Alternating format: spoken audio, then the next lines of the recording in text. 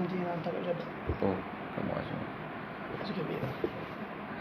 Assalamualaikum warahmatullahi wabarakatuh. Bismillahirrahmanirrahim. Alhamdulillahi rabbil alamin.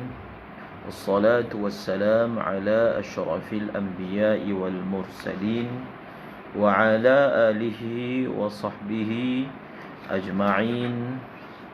Wala hawla wala quwwata illa billahil aliyyil azim. Alhamdulillah, pada hari ini kita meneruskan lagi pengajian kita daripada kitab Fathul Mu'in dalam perkara iaitu perkara yang membatalkan puasa. Diulang semula quyud bagi perkara-perkara yang membatalkan puasa. Quyudnya dinyatakan seperti bahawasanya, pertama, masuknya ain. Quyud pertama apa? Kaid pertama, masuknya ain. Kaid yang kedua, ke dalam jauf. Kaid yang ketiga, daripada rongga yang munfatih ataupun maftuh. Dan kaid yang keempat, kelima, keenam, perkara masuk tadi itu dia berlaku dengan alim tahu, amid sengaja, dan yang ketiga mukhtar, iaitu dengan pilihan sendiri. Untuk kita boleh melancarkan lagi perbahasan kita, maka kaid-kaid tersebut sangatlah perlu difahami dengan baik.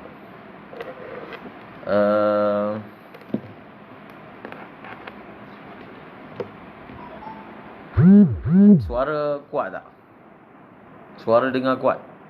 Sebab dia jatuh benda tu kat bawah lubang dia. Tadi dia tegak nanti. Kalau suara kuat biar.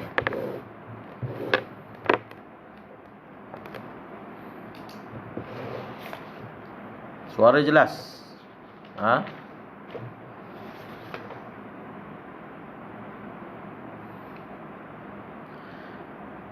Sambung. Wa kharaja bil aini. Di situ. Wa kharaja bil aini al-atharu kawusuli at-ta'mi bil-dhawqi ila halqihi. Kaid yang pertama tadi kita dah sebut, iaitu yang masuk ke dalam rongga itu adalah ain. Adalah ain. Jadi kalau yang masuk itu bukan ain, maka tidak batal puasa. Mudah saja dia punya muhtarazatnya. Wa kharaja bil aini, dan keluarlah dengan perkataan ataupun dengan kain ain, keluarlah apa dia? Al-athar. Al-athar, kesan. Al-athar maksudnya atharu tilkal ain. Dia bagi contoh apa? Dia bagi contoh kawusul, seperti yang sampai ke dalam rongga itu adalah ta'mun. Apa maksud ta'mun? Ta'mun maksudnya rasa. Kawusulit ta'mi, seperti sampainya rasa. Sampainya rasa daripada makanan tersebut. Bidzauqi, dengan sebab, ba tu ba sababiyah. Bidzauqi, dengan sebab zauq ataupun merasa makanan. Maksudnya beginilah, rasa makanan, merasai makanan. Makanan dia masuk dalam mulut, dia rasa, tapi ain tak masuk, tak melepasi halqum, maka tak batal lah puasa, tapi hukumnya makruh. Merasa makanan ketika bulan puasa, hukumnya adalah makruh. Ini yang dimaksudkan seperti sampainya rasa makanan. Dengan sebab zauq. Zauq ni maksudnya apa? Merasa makanan. Hukum merasa makanan ma'ruf dalam kitab memang sebut hukumnya adalah makruh. Sebab apa? Rasa makanan itu dipanggil athar, bukan ain. Rasa makanan, rasa yang ada pada makanan itu dipanggil athar, bukan dipanggil ain. Boleh faham? Maka daripada perkataan ain ini masuklah perbahasan berkaitan dengan apa? Berkaitan dengan dukhan. Berkaitan dengan apa? Berkaitan dengan dukhan. Dukhan tu maksudnya rokok. Berkaitan dengan rokok. Saya baca dulu daripada Hasyiah I'anatul Talibin yang beliau petik daripada Al-Bujairimi. Nanti kita akan susuli, kita akan baca daripada kitab Umdatul Mufti wal Mustafti masalah rokok. Wa amma ad-dukhanul hadithul an al-musamma bin natan la'anallahu man ahdathahu fa innahu minal bid'il qabihah. Faqad afta Syekhuna Az-Ziyadi awalan bi annahu la yuftir li'annahu idzaka lam yakun ya'rifu haqiqatahu falamma ra'a atharahu bil busa allati yashrabu biha raja'a wa afta bi annahu yuftiru. Nampak tak? Jadi perbahasan berkaitan dengan, kita ambil dulu perbahasan berkaitan dengan asap.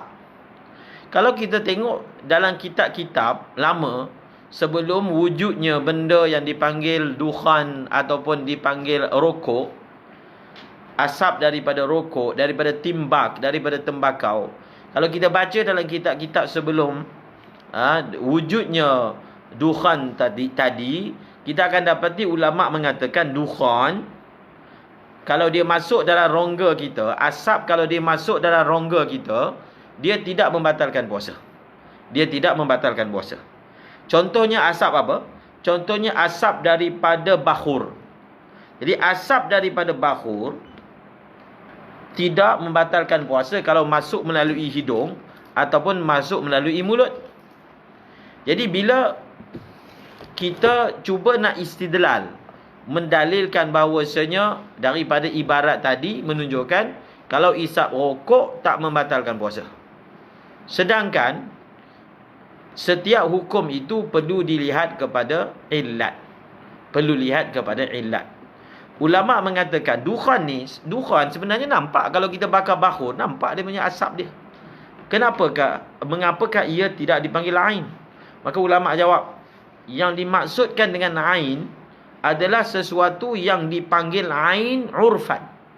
Yang dimaksudkan dengan ain bukan dhabit dia benda yang boleh nampak. Itu ain. Maka asap boleh nampak, warna dia putih misalnya.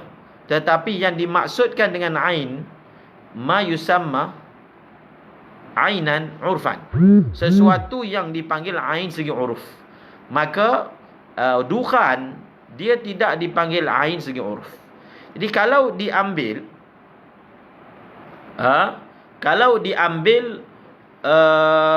dalam ibarat masalah ni dikiaskan dengan rokok, maka dihukum tak batal. Sebab itu pengarang kitab Bujairimi mengatakan guru beliau iaitu Az-Ziyadi pada peringkat permulaan memfatwakan bahawasanya dukhan tidak membatalkan puasa. Maksudnya menghisap rokok, sama ada dia pakai rokok ke, dia pakai shisha ke, tidak membatalkan puasa. Kemudian beliau tarik balik setelah beliau mengetahui hakikat. Nampak? Di sini bukan masalah ijtihad. Di sini masalah memahami benda tersebut. Mungkin pada waktu fatwa yang mula-mula dikeluarkan, beliau beranggapan asap rokok ni sama macam asap bakhur. Lalu bila sama, hukum sama. Tapi bila diamati, bila diteliti, memang ada ainnya, jelaganya yang dapat zahir, melekat. Maka menunjukkan bahawasanya bersama dengan asap tu ada ain. Jadi kalaulah bersama dengan asap itu ada ain, maka hukumnya apa? Hukumnya ain. Maka difatwakan bahawasanya menghisap dukhan ataupun timbak itu hukumnya adalah apa? Adalah membatalkan puasa. Okey. Itu yang pertama, ibarat daripada mana? Al-Bujairimi, tapi baca daripada Hasyiah I'anatul Talibin. Ibarat yang kedua tentang masalah menghisap tembakau ni membatalkan puasa, sama, kitab yang sama yang kita selalu petik, iaitu Umdatul Mufti wal Mustafti, kitab yang sangat bagus, cetakan Darul Minhaj, 2 jilid, dikarang oleh ulama Yaman, Al-Murawa'ah. Ada fatwa pada muka surat 275, perbahasan 275. 275 di bawah tajuk Syurbut Timbak Ad-Dukhan Yubtilus Saumah. Tajuk dia apa? Tajuk dah menunjukkan apa yang beliau ingin natijahkan. Beliau natijahkan, tajuknya berbunyi Syurbut Timbak Ad-Dukhan Yubtilus Saumah. Menghisap rokok boleh membatalkan puasa. Cuba kita tengok. Yabtulus saumu bi syurbit timbaki naharan kama afta bidzalika al-allamatu Ishaq bin Muhammadin Jam'ana qala li'annahu yatarakamu fayatawalladu minhu 'ainun mudrakah fil hissi qala wa afta bihi 'allamatu zamani Ibrahim bin Muhammad Jam'an wa qala shaykhuna al-muallif fi nashr al-a'lam 'ala al-bayan wal-i'lam wa hadha alladhi yanbaghi al-jazmu bihi wa ilayhi mala ibn Qasim fi sharh al-ghayah واعتمده القليوبي وأفتى به الزيادي آخرا وقال الباجوري من العين الدخان المشهور وهو المسمى بالنتن فيفطر به صائم لأن له أثرا يحس كما يشاهد في باطن العود ونحوه في البجيرمي. Jadi dari khulasahnya, ulama-ulama yang memfatwakan bahawasanya dukhan, isap rokok itu membatalkan puasa, nama-nama tadi telah dipetik. Imam Baijuri ada sebut, Ibnu Qasim dalam syarah Matan Ghayah ada sebut, Qalyubi juga ada sebut, Ziyadi juga ada sebut, dan ulama Zabid, Ishaq bin Muhammad Jam'an juga ada menyebut, dan ramai lagi ulama yang menyebut bahawasanya hukumnya adalah membatalkan puasa. Kemudian beliau sebut lagi, wa qala Abdul Bar Al-Misri ba'da an dzakara kalam al-ashab inna ad-dukhan la yuftir.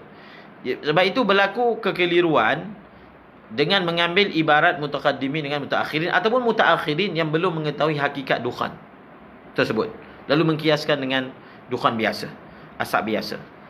Maka beliau kata, wa amma ad-dukhanul hadisul an al-musamma bin natan. Bin natan pula, bitatan. Adapun asap ataupun rokok yang baru ada sekarang ini, maka fa innahu minal bid'il qabihah. Faqad afta Shaykhuna Ziyadi bi annahu yuftir hina ra'a atharu fima yashrabu bihi. Qalahu al-Madabighi qala wa la tajuzu nisbatu kaunihi ghayra muftirin ila Ibn Hajar wal Ramli wa ghayrihima li anna kalamu fi dukhanin la tatawalladu minhu 'ainun. ولما كان المتأخرون لهم كمال الخبرة بدخان التنباك صرحوا بأنه عين مفطر ويدل لذلك قول الجمال الرملي في النهاية في بحث الدخان ومنه يؤخذ أن وصول الدخان الذي فيه رائحة البخور وغيره إلى الجوف لا يفطر وإن تعمد فتح فيه لأجل ذلك وإن وجد طعم ذلك في فمه وهو ظاهر وبه أفتى الشمس البرماوي كما في الإيعاب لما تقرر أن ليست عينا أي عرفا إذ المدار هنا عليه وقد علم أن فرض المسألة أنه لم يعلم انفصال عين هنا انتهى ملخصا. Faham? Jadi kita dapat belajar daripada isu dukhan ni, kita selain daripada kita belajar bahawasanya dukhan ni dia membatalkan puasa, kita dapat belajar iaitu kaedah mengambil daripada turath, dan kepentingan mengetahui ilat hukum. Bila dalam kitab dia sebut suatu perkara, khususnya perkara itu bersifat objek, kita kena pastikan walaupun perkataan yang sama digunakan zaman ni, tetapi mungkin zaman itu perkataan itu merujuk benda lain, dan zaman sekarang merujuk benda lain walaupun perkataannya sama. Maka sebab itu dia kena tahu fiqhu al-waqi'. Maksudnya waqi' yang meliputi teks fatwa tersebut perlu kita ketahui, dan untuk kita tahu sebenarnya kita boleh dapat tahu dengan ilat. Dengan ilat kita dapat tahu dia bina hukum itu di atas asas apa. Bahkan dalam kitab Walaupun mungkin Imam Ramli ke Imam Ibn Hajar ke atau mana-mana ibarat yang menunjukkan dukhan tidak membatalkan puasa, ini dirujuk pada dukhan yang bukan jenis rokok yang ada pada hari ini. Dan ada lagi contoh-contoh yang lain yang kaedah ini kita boleh terapkan tanpa mengetahui maksud daripada pengarang kitab tersebut ataupun tafsiran yang dimaksudkan, maka kita akan bawa hukum yang salah. Okey, jadi sebab begitu kaedahnya dalam ilmu fiqh. Allahumma salli ala sayyidina Muhammad. Maka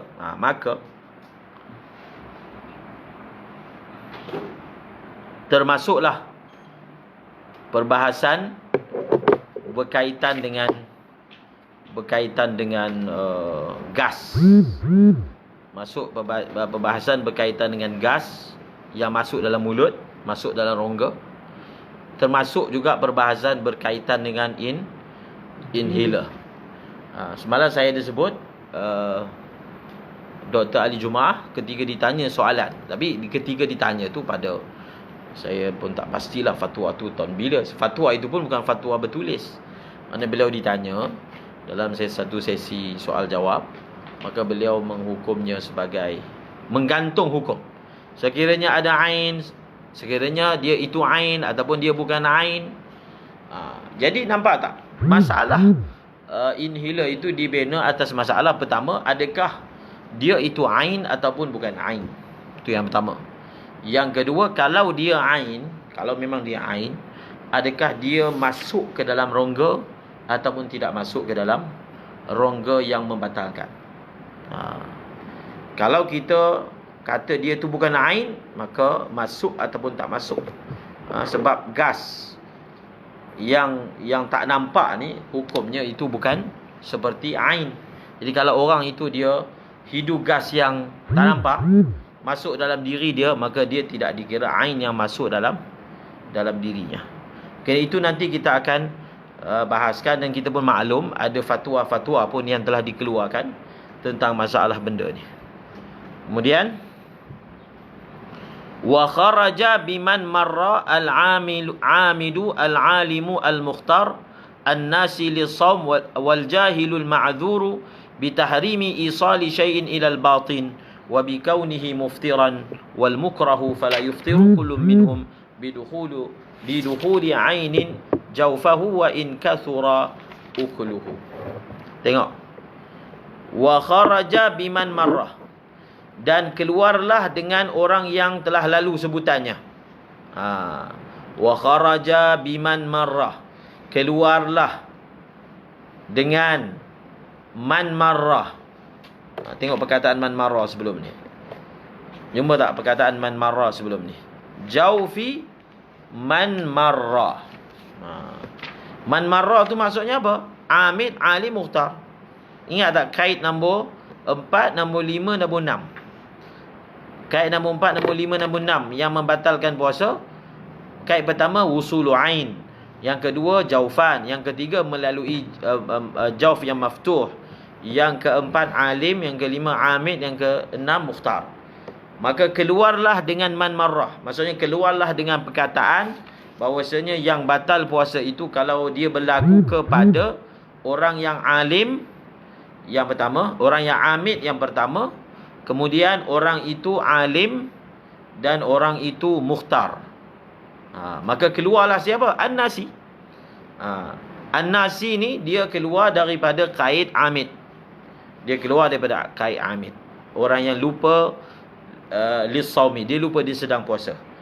Dan wal jahilu, dan keluarlah orang yang jahil. Orang yang jahil ini dia telah keluar dengan kait al-alim. Dia telah keluar dengan kait al-alim. Tengok dalam kitab ni dia sebut al-jahil al-ma'dzur. Ini kita tak nak ulang dah, sebut dah sebelum ni. Jahil yang dimaksudkan ialah al-jahil al-ma'dzur, bukan mutlak. Bukan asalkan tak tahu maka bas tak memudaratkan, tak. Jahil ada dua. Satu al-jahil ma'dzur, yang kedua al-jahil ghairu ma'zur. Jadi jahil yang dimaksudkan di sini adalah al-jahil al-ma'dzur. Orang yang tak tahu, orang itu dia jahil. Dia tak tahu apa? Dia tak tahu apa? Dia tidak tahu tahrimi isali syai'in ilal batin. Dia tidak mengetahui bahawasanya haramnya memasukkan sesuatu ke dalam batin. Maksudnya masa bulan puasa, dia tak tahu bahawasanya bulan puasa ni tak boleh masukkan sesuatu ke dalam batin, ke dalam jawf. Itu pun dia tidak tahu. Okey? Wa bikaunihi muftiran. Wa bikaunihi muftiran.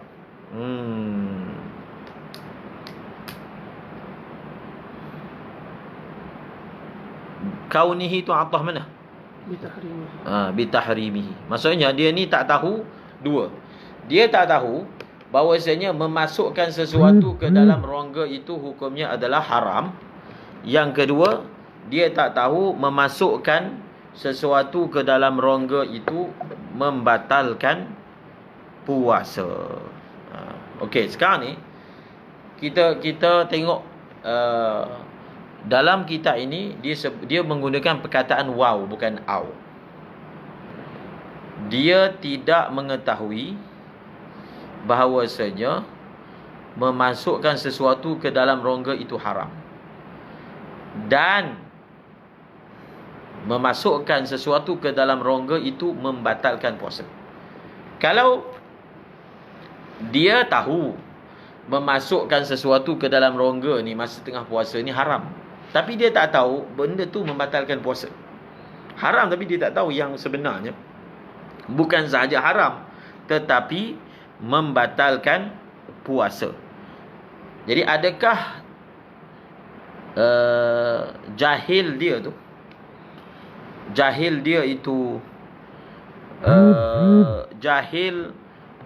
itu dimaafkan?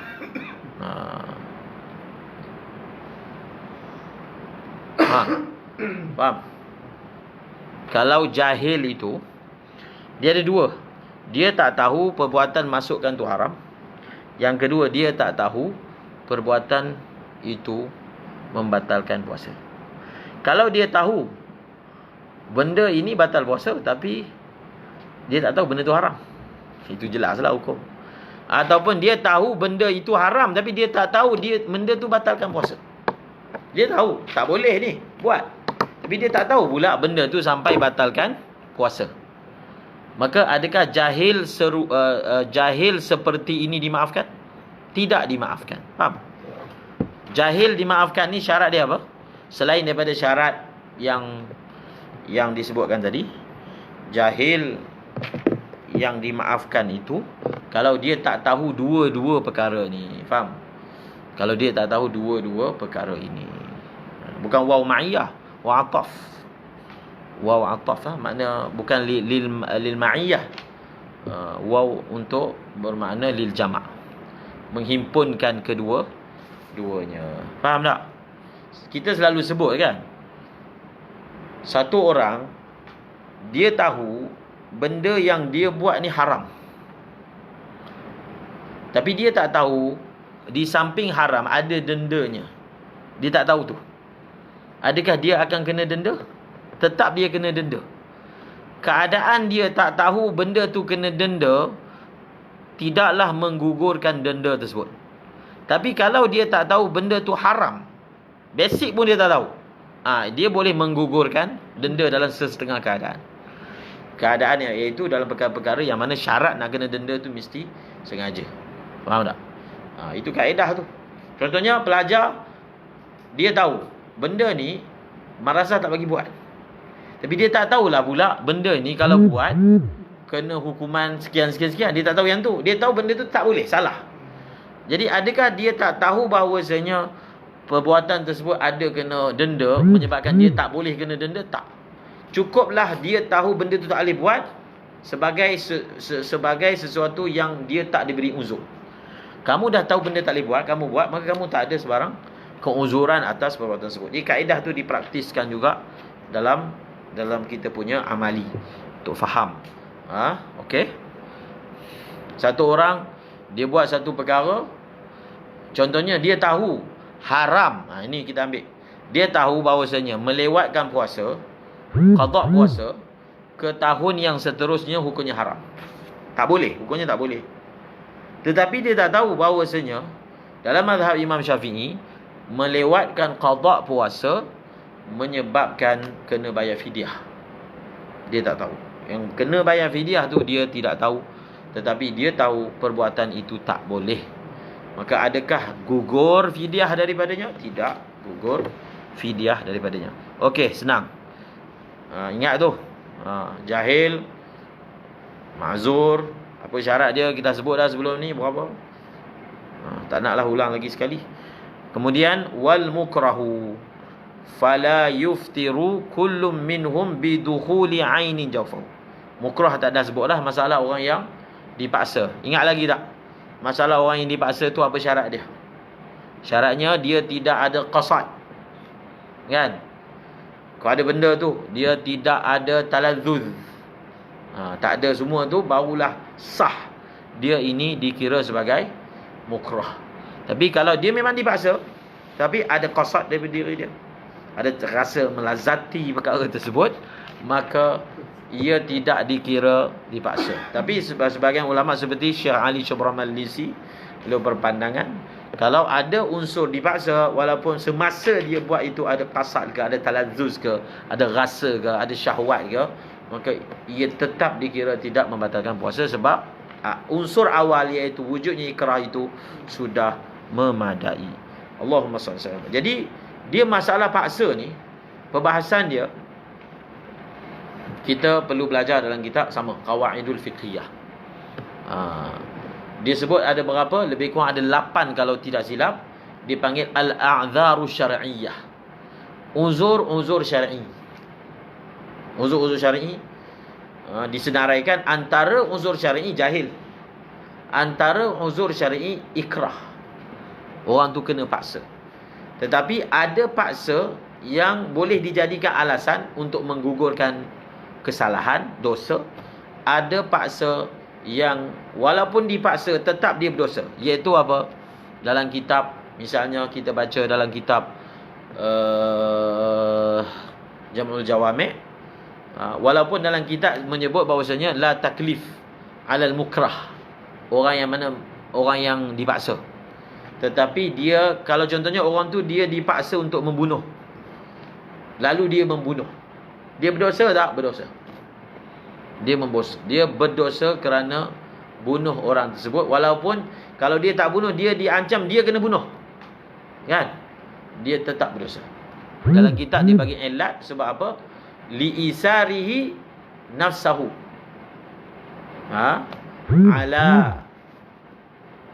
ala nafsi ghairihi. Sebab apa? Bila dia bunuh orang tu, maksudnya dia jaga nyawa dia lah, tapi dia tak jaga nyawa. Sama je kalau dia tak bunuh orang tu, dia kena bunuh, kan? Maksud dalam A ataupun B, tetap pembunuhan yang salah akan berlaku. Jadi perbuatan dia selfish, mengutamakan dirinya sendiri, itu ulama kata dia berdosa, ithim, berdosa. Samalah juga disebut dalam bab zina. Maka ikrah ala zina tak boleh. Allah alam.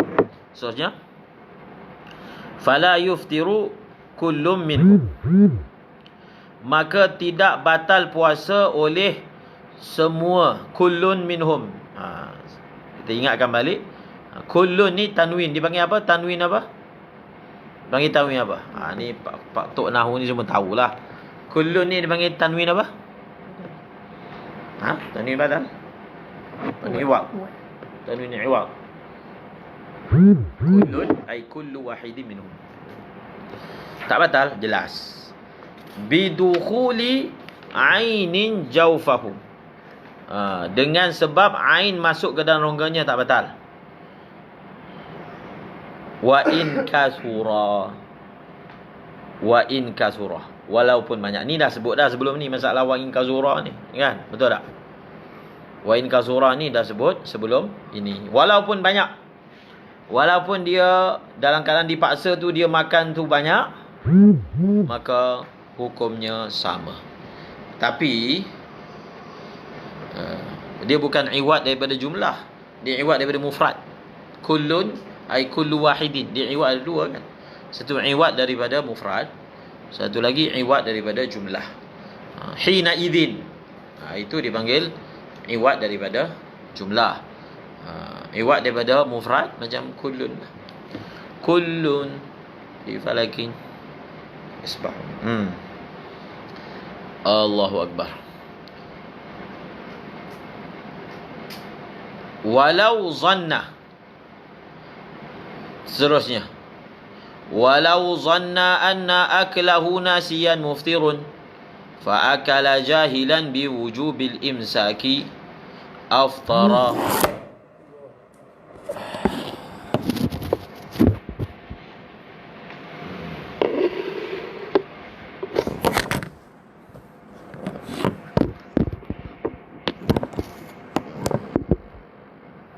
Okey. Tengok ni. Ni dalam minhaj pun ada masalah. Walau zanna, kalaulah seseorang itu dia menyangka anna aklahu nasiyan muftirun. Dia tak tahu. Dia ingat kalau dia makan dalam keadaan lupa pun batal puasa. Lalu dia makan dalam keadaan lupa. Oh, dia gelabah. Dia kata batal puasa aku ni. Tak habis lagi cerita, fa akala jahilan biwujubil imsak. Dia kata aku punya puasa dah batal. Maka dia makanlah lepas tu, sebab dia sangka puasa dia dah batal. Sebenarnya puasa dia belum batal. Tetapi sebenarnya orang yang dah batal puasa, misalnya dia makan dengan sengaja, dia bukan boleh makan lepas tu, dia tetap kena imsak. Dia tak tahu. Dua perkara dia tak tahu. Dia tak tahu, dia sangka bahawasanya kalau makan dalam keadaan lupa, dalam keadaan nasi, batal puasa. Lalu dia kata alang-alang batal, dia teruskan makan. Sedangkan dia ada satu lagi kewajipan sebenarnya kalau batal puasa, iaitu dia kena imsak. Lalu dia makan. Batal ataupun tidak puasanya, ada khilaf. Muktamadnya apa? Batal puasa. Dalam kitab Minhaj dia bagi contoh dalam masalah jima'. Dia makan dalam keadaan lupa. Lalu dia sangka puasa dia batal. Dia kata puasa dah batal. Dia jima' lah. Dia jima'. Sedangkan dia wajib imsak. Jadi adakah jima' ketika itu menyebabkan kena bayar kafarah? Itu soalan dia. Kena bayar kafarah ke? Batal puasa muktamadnya batal. Jima' tu membatalkan puasa. Tetapi adakah kena bayar kafarah ataupun tak kena bayar kafarah? Tak kena bayar kafarah sebab dia tak berdosa atas jima' tersebut. Dia tak berdosa atas jima' tersebut sebab dia sangka jima' yang dia lakukan itu adalah boleh. Faham tak? Aftara, membatalkan puasa. Faham tak? Dia punya khilaf ni. Macam mana surah dia? Tengok betul-betul. Allahumma salli ala Sayyidina Muhammad. Walau ta'ammada fatha famihi fil ma' fadakhala jawfahu aw wada'ahu fihi fasabaqahu aftara aw wada'a fihi shay'an 'amdan wa abtala'ahu nasiyan fala yuftiru bi wusuli shay'in ila batini qasabati anfin hatta yujawiza muntahal khayshumi wa huwa aqsal anfi. Ini masalah hidung. Ini masalah yang kita nak sebut ni. Ingat, kita mulakan perbahasannya dengan suatu kaedah yang ma'ruf dalam fiqh. Dipanggil ma yatawalladu min ma'dhunin fahuwa ma'dhun. Apa dia kaedah dia? Ma yatawalladu min ma'dhun fahuwa ma'dhun. Wa ma yatawalladu min ghairi ma'dun fa huwa ghairu ma'dun. Okey. Kita juga akan baca daripada kitab Bughyah tentang ada kaitan juga dengan masalah ni. Dia masalah ginilah. Macam mana masalah dia? Walau ta'ammada fatha famihi fil ma'. Satu orang dia sengaja buka mulut dia dalam air. Kepala dia dalam air, dia buka mulut. Itu maksud dia. Walau ta'ammada fatha famihi fil ma' fadakhala jawfahu ay fadakhala al-ma'u jawfahu. Dia sengaja buka mulut dia dalam air, lalu air itu masuk. Air itu masuk tak sengaja, tapi buka mulut tu sengaja. Batal ataupun tidak puasa dia? Maka jawapan dia batal puasa. Sebab apa? Taksir. Sebab itu nanti kita akan baca, kalau satu orang dia tahu perbuatan yang dia buat tu boleh menyebabkan sesuatu masuk dalam rongga dia yang tak dimaafkan, dia buat, dia buat tu sengaja, tapi benda tu masuk tak sengaja, batal. Sebab apa? Kita kira dia telah taksir dengan mengadakan sebab, yang sebab itu secara ghalibnya boleh masukkan. Nanti akan masuklah masalah orang yang menyelam ke dan seumpamanya. Okey, faham tak kaedah tu? Aw wada'ahu fihi, aw wada'ahu ay wada'al ma' fi famihi. Salah tu. Aw wada'ahu fihi ay fi famihi fasabaqahu aftara. Dia ambil air, dia masuk mulut dia, dia kemam. Tiba-tiba air tu masuk secara tak sengaja, dia tertelan, dia masuk. Kemudian dia terkhayal apa, tertidur kan, air masuk, batal puasa dia. Jadi air tu masuk tak sengaja, sabak. Tetapi tu buat dia salah tu dari segi taksir, dia buat benda tu. Jadi siapa suruh kamu buat yang tu? Jadi taksir dia itu menyebabkan dia tidak dimaafkan. Dua contoh ni yang kita akan ambil masalah lain nanti, yang lebih menarik lagi. Okey. Saya baca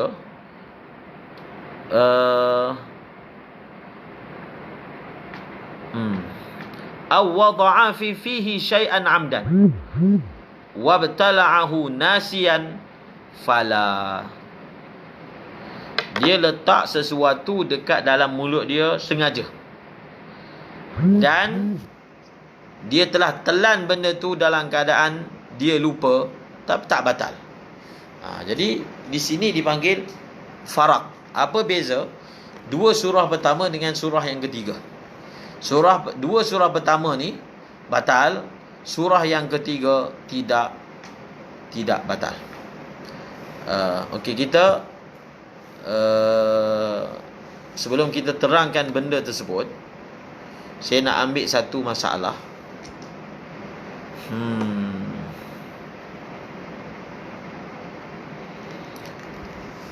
Yang ulama yang kita dah belajar daripada kitab Matan Safinatun Najah. Masalah apa? Ghubar. Kan? Daripada Safinatun Najah dah belajar dah. Kalau ghubar ataupun gharbalatu daqiq. Dua masalah ni daripada Safinah dah bagi tambih, tak batal puasa. Satu orang debu masuk dalam mulut dia, dalam hidung dia, tak batal puasa. Ataupun gharbalatu daqiq, dia buat kerja kisar gandum.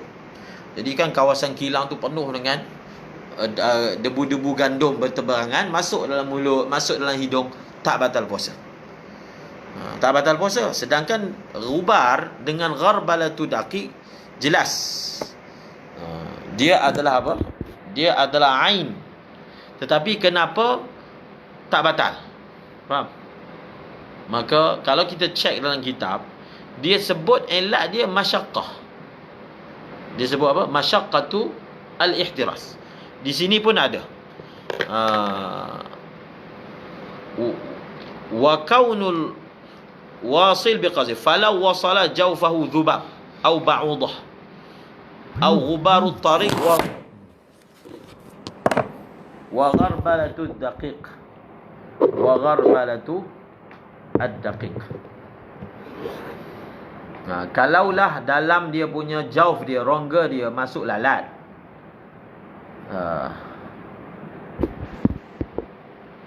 kalau rongga dia tu masuk lalat, ataupun masuk nyamuk, ataupun masuk debu jalan, ataupun masuk debu tepung, tidak membatalkan puasa. Maksudnya syarat tak, kalau kita lalu kita lalu jalan yang memang banyak debu, syarat tak kita pakai mask bulan puasa? Sebab kita tahu kalau kita tak pakai mask, dia akan masuk. Ataupun syarat dia kalau lalu kawasan tu jangan bercakap. Kalau bercakap, maka apa? Abuk masuk. Adakah wajib? Tak wajib. Itu memang kalau kita baca dalam kitab-kitab memang disebut macam tu. Walaupun kita boleh dengan cara kita kemam mulut kita tutup ataupun tutup dengan mask. Sebab apa? Elak dia kata lima fihi minal masyaqqatish syadidah. Bal law fataha fahu amdan hatta dakhala jawfahu lam yuftir aidan. Ini yang kadang jadi tak faham. Dia tahu jalan tu banyak debu, dia sengaja buka dia punya mulut dia, lalu debu masuk. Tak batal puasa. Tetap tidak membatalkan puasa. Okey. Tetapi kalau satu orang dia duduk dalam air, kepala dalam air, dia buka mulut. Dengan sebab dia buka mulut, air masuk. Kalau dia tutup mulut, air tak masuk. Maka tadi macam ibarat kat atas, Hukumnya membatalkan puasa.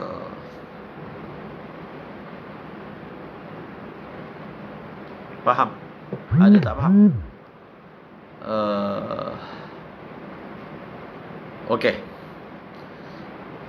Dia mungkin kat depan ada perbahasan masalah mandi. Masalah mandi, kumur-kumur. Ada tak kat depan? InsyaAllah ada. Ada kat depan tu. Mandi junub. Ada tu. Masalah kalau satu orang dia kumur-kumur dengan mubalarah, lalu air termasuk, batal puasa. Tak mubalarah, air termasuk, tak, itu kita akan sebutkan kelak insya-Allah dalam perbahasan. Okey. Allahumma salli ala Sayyidina Muhammad.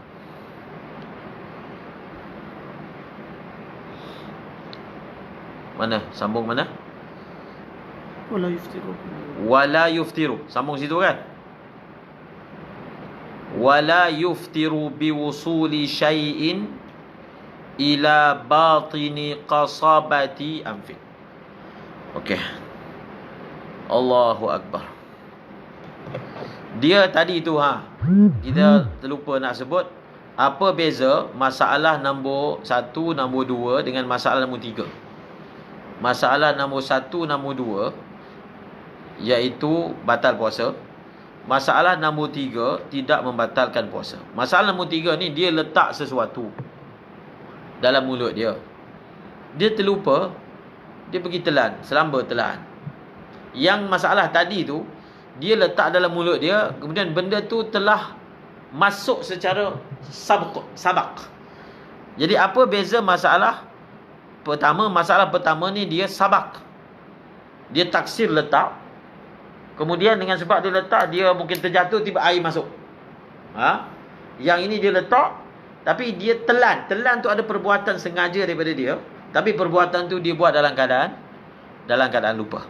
Maka dalam kitab I'anatul Talibin beliau sebut wal farqu baina as-sabqi wan nisyan haitsu annahu yuftiru ma'al awwali wa la yuftiru ma'al thani annahu fi halati nisyan la fi'la lahu yu'taddu bihi fala taqsir wa mujarradu ta'ammudi wad'i fihi la yu'addu taqsiran li'anna an-nisyan la yatasabbabu anhu bi khilafi as-sabqi.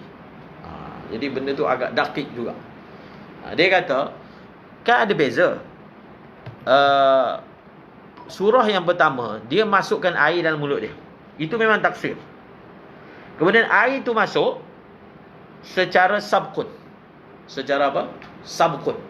Secara tidak sengaja daripada dia. Jadi sabqun itu yatasabbabu an wad'il ma' fi fihi. Faham? Berbeza dengan masalah nisyan. Masalah nisyan dia ada dua perbuatan tu. Perbuatan dia masuk air dalam mulut dia tu sengaja, tapi perbuatan telan tu tak sengaja. Jadi sabqun ni oleh kerana tak ada perbuatan daripada dia, maka kita kira dia adalah efek daripada perbuatan wada'. Tapi perbuatan telan dalam keadaan nisyan, dia bukan efek daripada perbuatan. Betul. Efek maksudnya efek lazim, bukan. Maka itu perbezaan antara masalah pertama dengan masalah kedua. Okey. Dalam kitab ni dia bagi contoh daripada Imam Darimi. Dia kata kalau dalam hidung dia ni ada air, contohnya ada hingus. Dalam mulut dia tu ada air, ada kahak ke apa ke. Lalu dia ni bersin. Dia bersin. Jadi bila dia bersin, maka berlaku suatu renjatan, tekanan menyebabkan yang kat hidung ni misalnya masuk ke, yang dekat sini tertelan. Maka adakah batal dia punya puasa? Dia tak batal. Faham tak? Puasa dalam keadaan ni tidak batal puasa dia. Okey? Dia masalah sabkun nanti kita akan tengok lagi dalam masalah kumur-kumur. Dalam masalah apa? Kumur-kumur. Dia ada berapa pecahan dia? Nanti saya bagi dulu pecahan dia. Satu orang air termasuk dalam rongga dia kerana apa? Kerana dia mubalaghah dalam wuduk.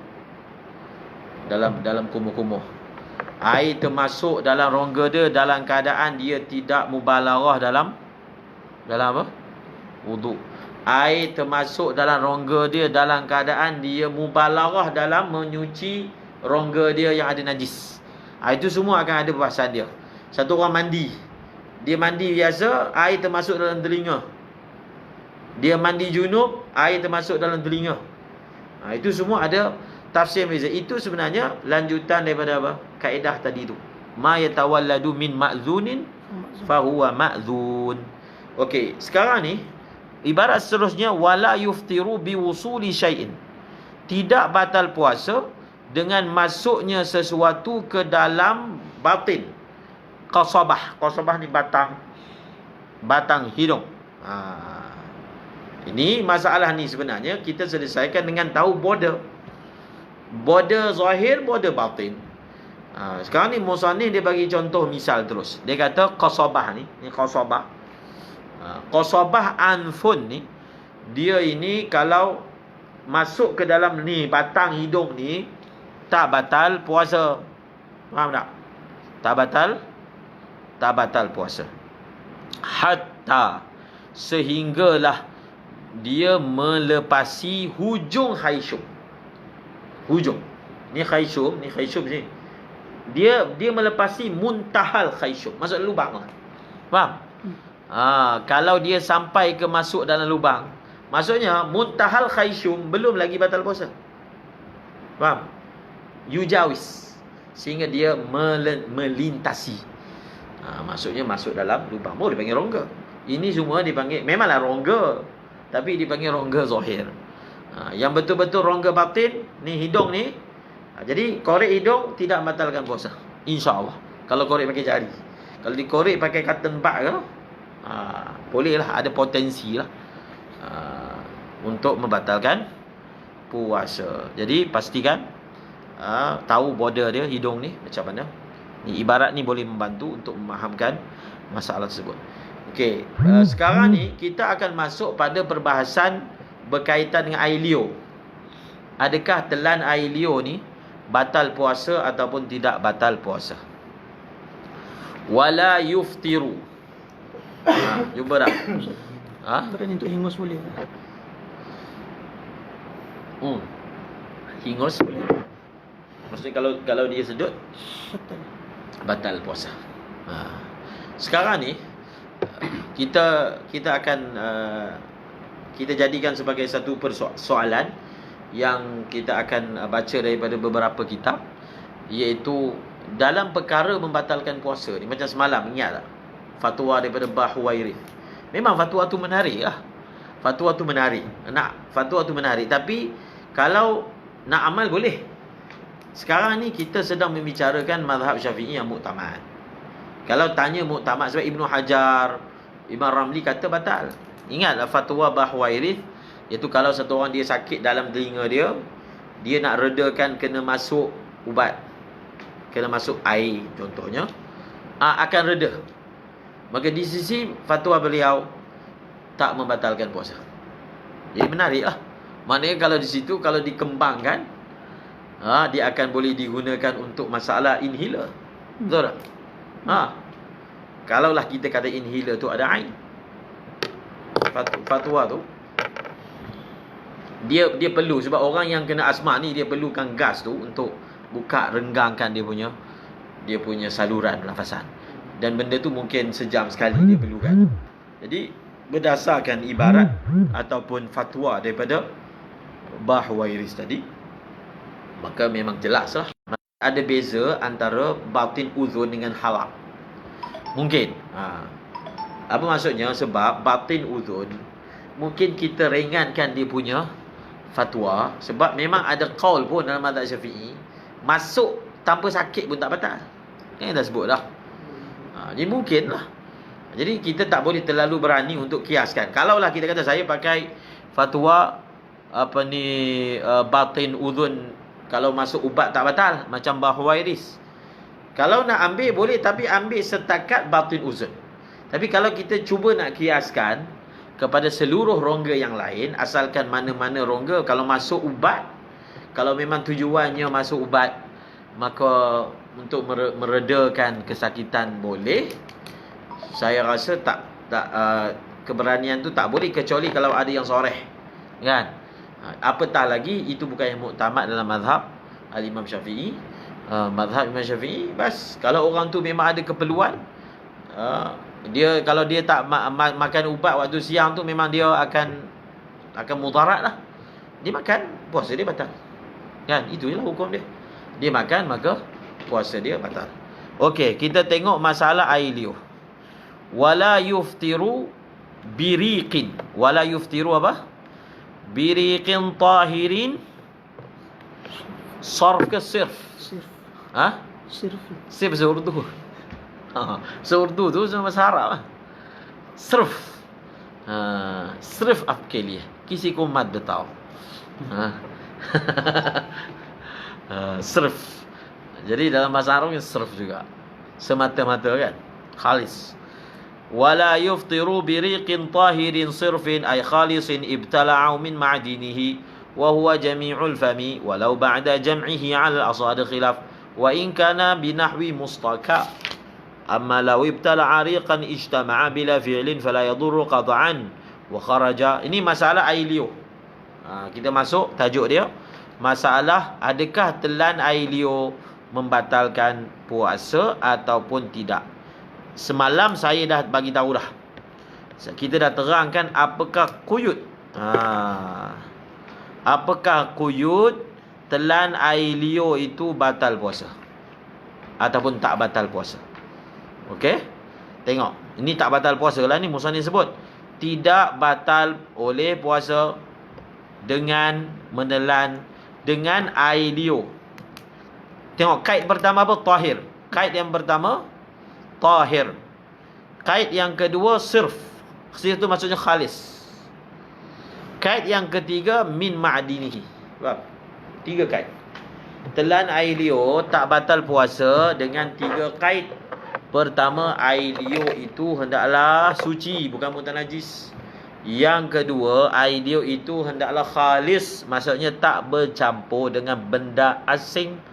Benda asing seperti sisa makanan, biji cili dan seumpamanya. Okey?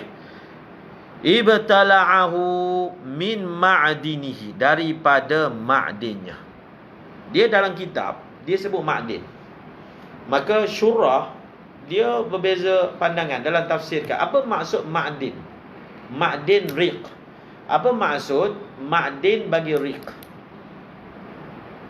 Dalam kitab Fathul Mu'in dia telah membawa.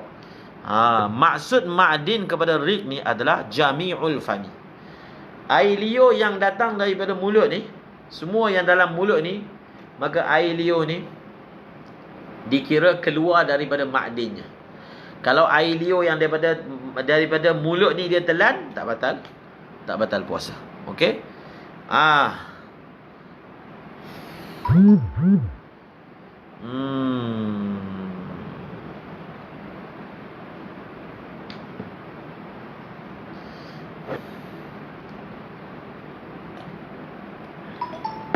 kita ulang balik. Kita ulang balik masalah semalam. Dia kan hukum dia ada beza ikut nisbah. Dalam mulut kan. Dalam mulut dikira batin. Nisbah kepada wudu, mandi junub, dan satu lagi tambah masalah ni, air liur. Okey, telan air liur dalam mulut. Ulang lagi sekali. Dalam mulut dia dikira batin. Dalam bab wudu, dalam bab mandi junub, dalam bab air liur bab puasa. Sebab itu kalau air liur dalam mulut dia telan ke dalam halkum, itu dikira batin ke batin. Dikira apa? Batin ke batin. Kita tak kira zahir ke batin. Faham tak? Sebab itu syarat dia selagi air liur dia dalam mulut, maka batin ke batin. Kemudian dalam bab menghilangkan najis. Dalam bab apa? Dalam bab menghilangkan najis, dalam mulut ni dikira zahir. Faham? Dalam bab menghilangkan najis, maka dalam mulut dikira zahir. Apa maksudnya? Maksudnya, kalau satu orang dia semayang, dalam mulut dia ada najis, semayang dia tak sah. Sebab apa? Sebab ada bahagian zahirnya yang bernajis. Kita tak kira batin. Faham tak? Dalam bab bahawasanya daripada batin masuk ke situ, dia dikira zahir. Dalam mulut ni dia dikira zahir dalam dua bab. Satu dalam bab apa? Dalam bab najis. Dia dikira zahir dengan erti kata kena basuh. Dia dikira zahir juga dalam bab ni, batin zahir. Iaitu kalau kahak dah keluar ke dalam mulut, dah dikira keluar ke zahir. Kita tak kira dia masih batin. Kalau kita kira dia batin, maksudnya telan kahak tu tidak batalkan puasa. Dalam perkara tu dia dikira zahir, bukan batin. Okey? Allahumma salli alaihi wasallam. Walau ba'da jam'i. Ni khilaf ni ada sebut dalam minhaj. Sebab tu dia kata walau. Walaupun selepas dia kumpulkan air liur dia. Air liur dia tu sikit dia kumpul penuh. Kemudian dia telan. Ada khilaf. Ada khilaf. Faham tak? Ada satu wajah dalam mazhab Imam Syafi'i, telan air liur tak batal puasa, tapi ada ditambah satu lagi syarat. Jangan dia telan air liur itu selepas dia kumpul. Kalau selepas dia kumpul ada fi'il jamak tu mengumpulkan, maka batal puasa dia. Wa in kana binahwi mustaka. Dia punya macam mana nak takdir? Kita ada i'anah. Ada soalan nanti. Lepas ni. Wa in kana binahwi mustaka ni, cuba kembalikan dia punya marja' dia. Wa in kana ni, wa in kana jam'uhu hasilan bi wasitati mustaka. Faham?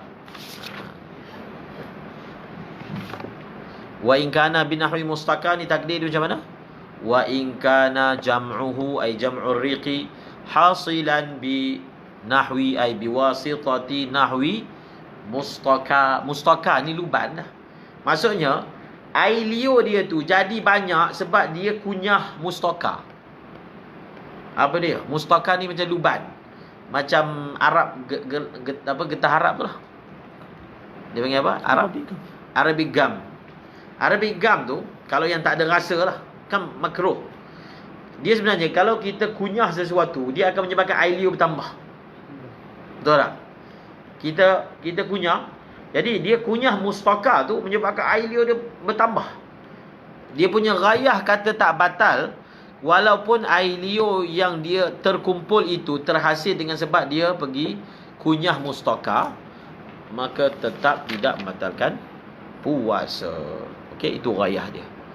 Amma lawi batala ariqan ijtama'a bila fi'il fala yadur qat'an, ay qaulun wahidun bila khilaf.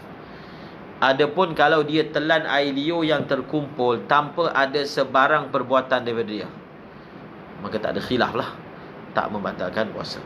Yang ada khilaf dalam mazhab Syafi'i yang telan air liur batal puasa ni, kalau air liur itu dia kumpul dengan perbuatannya. Kalau dia tak ada kumpul dengan perbuatannya, tidak membatalkan puasa. Okey, terus. Ni senang je. Wa kharaja bil tahiri al mutanajjisu binahwi dami lathati. Semalam siapa tanya ni? Darah gusi. Darah gusi. Wa kharaja bil tahiri, dan keluarlah dengan perkataan tahir oleh apa? Al mutanajjis, maksudnya air liur yang mutanajjis. Al mutanajjis maksudnya ar-riqul mutanajjis. Keluarlah dengan perkataannya al-tahir, air liur yang mutanajjis. Mutanajjis dengan sebab apa? Dengan sebab contohnya darah gusi. Gusi dia berdarah. Fayuftiru bibtila'ihi, maka batal puasa dia dengan sebab dia telannya apa? Hi kembali kepada ar-riqi al-mutanajjis. Bibtila'ihi ar-riqi mutanajjis. Wa in safah, walaupun contohnya gusi berdarah kan merah, dia dah ludah sampai air liur dia tu safa. Wa in safa, air liur tu dah tak ada warna merah, kan? Dia telan air liur tu tetap batal. Sebab apa? Sebab selagi dia belum basuh mulut dia, maka semua air liur yang keluar tu akan jadi najis. Kan mulut dia guna najis. Itu maksud dia wa in safa. Walaupun air liur dia itu safa, bersih, murni daripada darah. Walam yabqa fihi ay firriqi atharun mutlaqan, dan tidak ada sebarang asar kesan secara mutlak. Illa dia li'annahu lamma haruma ibtila'uhu litanajusi sara bimanzilati ainin ajnabiyatin. Qala syekhuna, ni ibarat ni yang disokong oleh kitab-kitab yang kita baca dalam Buriyah, dalam kitab Khalaid pun ada. Kenapa? Dia punya elat, dia orang tanya kan, kenapa telan air liur yang mutanajis ni batal puasa? Tadi kan dah sebut air liur ni kalau dia daripada ma'din tak batal puasa kan. Tengok elat dia. Sebab dia kena faham macam ni. Memanglah air liur, okey, saya bawa masalah lain lah. Air liur ni dia memang kita punya, betul tak? Tetapi walaupun dia datang daripada mulut kita, yang tak batal ni setelan air liur, sebab air liur ni dia kira daripada mulut. Contohlah, kita bagi contoh lain. Kalau satu orang dia ambil wudu, dekat tangan dia ni ada irq, ada daki. Daki ni licin kan, kerana minyak. Jadi kalau dia ambil wudu, mungkin daki itu menghalang air, mungkin minyak badan dia tu menghalang air. Minyak yang badan, bukan luar. Maka tetap tak batalkan, tetap wuduk dia sah. Ulama kata kalau atas badan dia ada daki, walaupun daki itu zahirnya macam menghalang air, tetap tidak memudaratkan dan hukumnya sah. Kerana air tu dia dikira sebahagian daripada tubuh orang tu. Okey, kita belajar juga bahawasanya darah apa? Darah kita termasuk apa? Termasuk najis yang dimaafkan. Dia ada syarat dia. Walaupun banyak, darah kita walaupun banyak dimaafkan. Dia ada syarat dia. Syarat dia sekiranya darah kita itu tidak berubah menjadi ajnabi. Okey, darah kita jatuh atas lantai, kita pijak balik darah tu, maka walaupun darah tu kita punya, tetapi dalam surah ini dia sudah dikira ajnabi. Dia dah dikira ajnabi. Maka pada ketika itu darah itu mengambil hukum ajnabi. Dia dah tak boleh pakai kaedah darah biasa, iaitu kalau sedikit dimaafkan, kalau banyak tidak dimaafkan. Samalah juga dia kata sini, kalau nak faham, memanglah air liur tu datang daripada dia kan. Air liur sentiasa ia tajaddad, air liur baru. Tapi oleh kerana bila air liur tu mulut dia masih dihukum najis, jadi air liur baru tu kena mulut dia, air liur itu dikira najis. air liur najis, maka telan najis ni tak boleh. Haram, kan? Maka dia kata kat sini, wa li'annahu, elak dia, lamma haruma btila'u, oleh kerana dihukum haram telan air liur najis. Kan hukum haram. Maksudnya dalam keadaan tak puasa pun haram. Dalam keadaan orang tu dia tak puasa, telan air liur najis pun haram juga. Okey? Li tanajusi, sebab apa haram? Li tanajusi. Maka oleh kerana air liur itu dihukum haram telan, air liur itu walaupun datang daripada dalam, kita kira macam dia benda asing. Sebab dia dah ain mutanajisah, benda asing. Maka seperti mana dalam masalah lain, telan benda yang asing ni, ajnabi ni, batalkan puasa, maka batallah juga puasa dalam masalah ini. Okey. Qala Shaykhuna, wa yadhharul afu amman ubtuliya bidami lathatihi bihaitsu la yumkinuhu al-ihtirazu anhu. Wa qala ba'dhum mata tala'ahu al-mubtala bihi ma 'ilmihi bihi wa laysa lahu 'indahu buddun fa shaumuhu sahih. Ni masalah yang semalam tu. Maksudnya kunyah cinggam waktu puasa tak batal? Batal. Cinggam batal. Sebab cinggam kan ada rasa, ada gula. Kalau yang lama tak batal. Dia ambil kat lantai tu, dia kunyah yang dah tak ada rasa. Kalau tak ada perisa, memang tak batal. Sebab tu dalam kitab selalu disebutkan apakah perkara yang makruh ketika puasa. Dia sebut apa? Madghu al-ilq. Dia kunyah, contohnya dia kunyah getah. Getah tu bulat tu, rabal. Dia kunyah kan. Jadi kunyah-kunyah tu hukumnya makruh. Dia kunyah kertas contohnya. Kunyah plastik makruh. Faham tak? Kunyah singgam batal. Singgam yang makruf tu lah. Faham tak? Senang je elak dia. Ulama pun sebut, yang mengatakan kunyah singgam, kunyah luban tu tak batal, dia ada kait tu, dengan syarat dia punya, sebab luban ni kalau kita kunyah lama-lama dia jadi keras, dia punya juzuk tu akan pecah dan dia boleh tertelan. Batal lah. Jadi kaedah dia tak ada benda yang mustasna pun. Dalam bab ni tak ada benda yang keluar dari kaedah. Kaedah masih konsisten. Kalau ada ain masuk, walaupun sedikit, walaupun kecil, dengan sengaja, dalam keadaan mampu untuk membuangnya, maka batal. Tak ada apa-apa perbezaan. Betul tak? Okey. Ini masalah gusi berdarah. Ada dalam kitab Fathul Mu'in. Ada kitab dalam Fathul Mu'in. Dia kalau kat Yaman, Syekh Haidar, kalau pelajar tu ditanya soalan kan, sebenarnya benda tu akan disebut kat depan. Dia tanya, memang kena marah. Menunjukkan orang ni sebelum masuk kelas tak baca. Benda tu kita akan baca. Dia pergi tanya awal. Menunjukkan dia masuk kelas tu tak muta'ah. Okey. Qala Shaykhuna, telah berkata oleh Shaykhuna Ibnu Hajar Al-Haytami lah, wa yazharul afu, dan zahirnya dimaafkan. Daripada siapa? Daripada orang yang dibalai dengan gusi berdarah. Okey, taswir dia macam mana? Bihaisu la yumkinuhul ihtirazu anhu. Orang itu dia dibalai dengan gusi berdarah, sekira-kira dia memang tak boleh nak elak lah, benda tu berlaku sepanjang hari, kan? Dia macam mana? Boleh lah dia ludah, tapi benda tu datang balik, ludah sampai bila dia nak ludah, kan? Maka dalam keadaan itu dimaafkan. Tapi ingat tak semalam yang ulama kata dimaafkan dalam kitab Buria, petik daripada kitab-kitab lain, dengan syarat sofa, air liur tu sofa. Faham tak? Maksudnya dia buang yang merah, air liur tu jernih, baru dia boleh telan. Kalau air liur tu maksudnya gusi berdarah merah kan, maka dia kena buang yang merah tu sampai jernih, yang itu tu.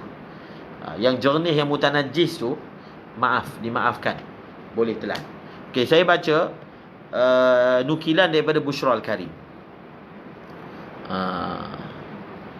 Bushra Al-Karim menyebut begini, walana wajhun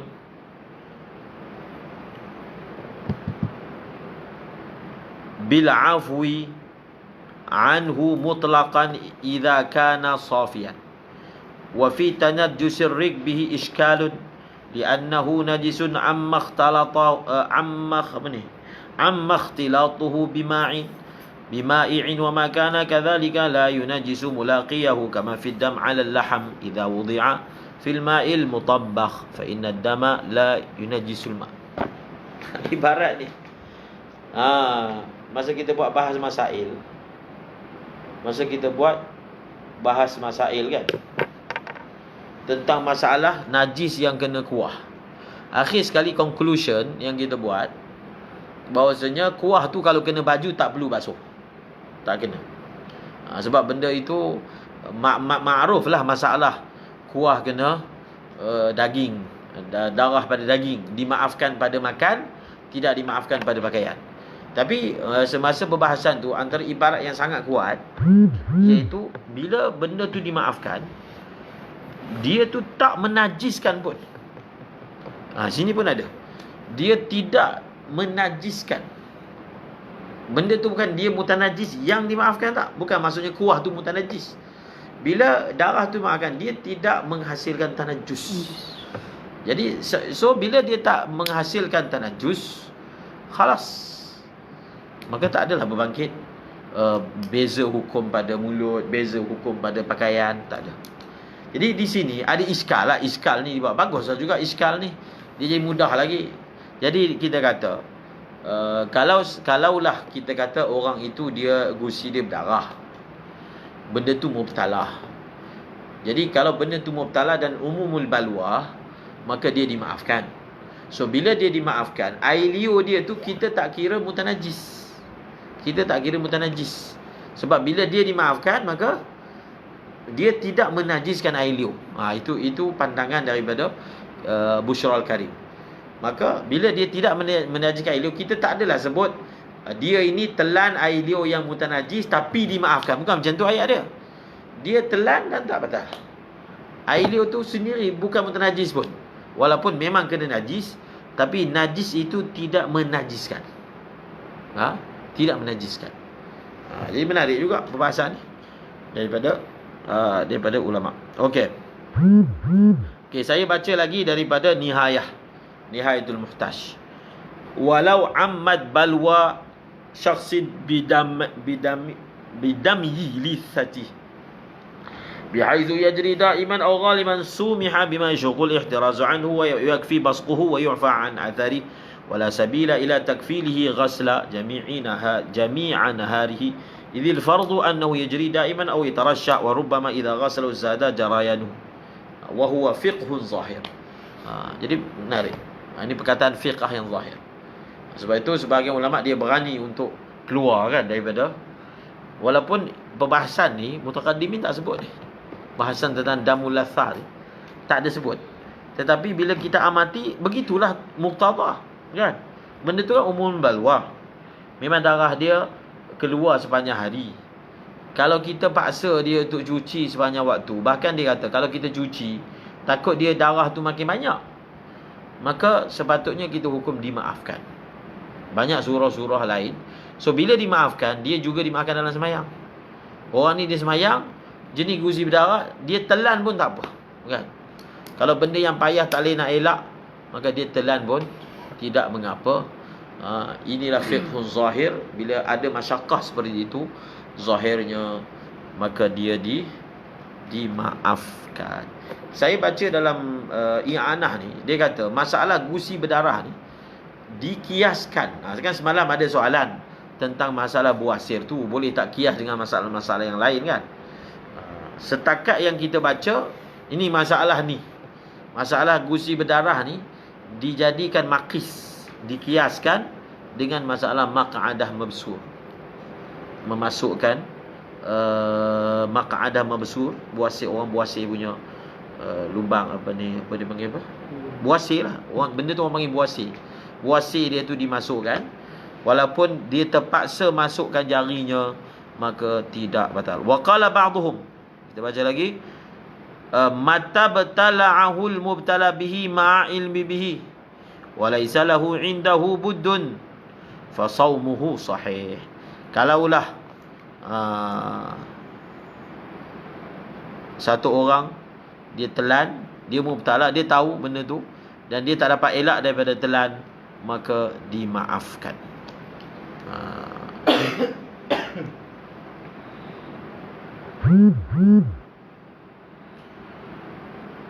Kemudian apa lagi? Wa bis-sirfi al-mukhtalitu bi tahirin akhara fayuftiru man ibtala 'ariqan mutaghayyiran bi humrati nahwi tumbul. Ini kitab Fathul Muin. Dia disebut tumbul. Sirih. Sirih. Tumbul sebab dia orang India kan. Jadi kan air liur yang kata tak batal tu kalau dia tak campur benda lain, maka keluarlah dengan apa? Dengan dia kata sirf khalis tu al-mukhtalitu, yang bercampur dengan benda lain walaupun yalah benda tu suci, maka batallah puasa orang yang telan air liur yang berubah warnanya menjadi merah dengan sebab tumbul sirih. Wa in ta'assara izalatuha. Dia jenis bangsa makan sirih, walaupun dia punya merah tu payah nak hilang. Maksudnya merah dia kuat, punya kuat. Kalau ada air liur tu jadi merah. Tapi kalau hanya semata mulut dia merah, tapi kalau masuk air liur tak akan bertukar, menunjukkan air ni dah tak ada. Maksudnya hanya meninggalkan athar. Orang minum air biru kan, mulut dia biru. Tapi air dia dah tak ada, itu tak ada apa-apa. Ingat, yang batal ni menelan ain, bukan menelan athar. Kalau athar, dia tak ada apa-apa. Dia kata, walaupun payah nak hilang, tetap memudaratkan, tak dimaafkan. Jadi mungkin kalau dekat Maliba ke orang jenis makan sirih, dinasihatkan jangan makan sirih sebelum subuh. Makan malam cuci, jangan makan dalam satu jangka waktu yang payah nak hilang. Jadi kalau jadi waktu siang, dia tak boleh telan, dia kena ludah. Tak dimaafkan. Au bi sabri khaytin fatalahu bi famihi wa bi min ma'didihi ma idza kharaja min al-fami la ala lisanihi walau ila zahiri syafah thumma raddahu bi lisani wa abtalahu aw balla khaytan aw siwakan bi riqi aw bima'in faraddahu ila fami wa alayhi utubatun tanfasil wa abtala'aha fayuftir bi khilafi ma law lam yakun 'ala al-khayti ma yanfasilu li qillati aw li 'asri aw li jafafi fa innahu la yadur ka athari ma'il madmadah wa in amkana majhu li 'usri ihtirazi taharruzi anhu fala yukallafu tanshif al-fami anhu. Kita baca sampai situlah insya-Allah. Sikit lagi. Au bi sabri. Au bi sabri khaytin. Atah pada mana tu? Au bi sabri khaytin.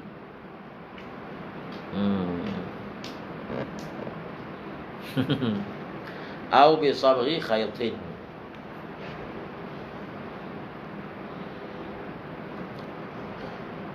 Dia inhaler tak boleh kias dengan maq'adah buasir. Makanan buasir tu kan, benda tu kan juzuk daripada tubuh dia. Darah ni pun benda yang datang daripada badan dia. Ini benda luar. Inhaler kan benda luar, asing, kita masukkan. Okey. Kita habiskan. Fayuftiru mani bitala ariqan mutaghayyir bi humrah. Jadi bisabri ni ataf kepada bi humrah. Barang siapa yang dia telan air liur dia yang berubah dengan sabr. Sabr ni apa? Pencelup, pewarna. Pewarna bisabrin khaytin. Bisabri khaytin. Bisabri khaytin fatalahu bi famihi. Maksudnya dia punya benang tu ada warna. Jadi dia pintal dengan mulut dia. Jadi dia punya warna tu terkeluar, melekat kat mulut dia. Lalu air liur dia jadi warna. Kesan daripada sabar tadi, itu maksud dia. Maka apa? Kalau dia telan batal. Wa bimin. Min tu ataf ni. Wa bimin ma'dinihi. Dan keluarlah dengan perkataan air liur itu daripada ma'dinnya. Apabila keluarlah air liur itu daripada mulut. Air liur, dia keluar dari mulut. Ni air liur kan? Keluar daripada mulut. Lalu dia telan balik. Bakar. Okey? Air liur, ingat tak? Dia punya kait dia ada 3. Tahir, khalis. Ni yang kait yang ketiga ni. Air liur yang telan tak batal ni adalah kalau dia daripada ma'din. Jadi kalau air liur tu dah keluar daripada mulut, kan tadi sebut ma'din ni apa? Jami'ul fam. So kalau air liur tu dah keluar daripada mulut, maka menelannya batalkan puasa. La ala lisanihi. La ala lisani tu maksudnya apa? Air liur atas lidah. Nah, itu tak batal. Sebab apa? Sebab dia belum keluar daripada mulut, iaitu sebab dia masih ada atas lidah. Lidah ni masih dikira dalam mulut. Walau ila zahiri syafah. Walau ila zahiri syafah ni ghayah pada apa? Walau ila zahiri syafah ni, dia ni ghayah kepada idza kharaja minal fam. Okey?